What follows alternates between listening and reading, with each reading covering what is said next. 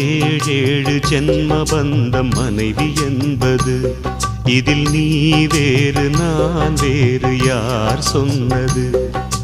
கல்யாணமே ஒரு தெய்வீகமே, சம்சாரமே அதன் சந்தோஷமே, ஒரு வானும் நிலவும் பிரிந்து வாழுமா?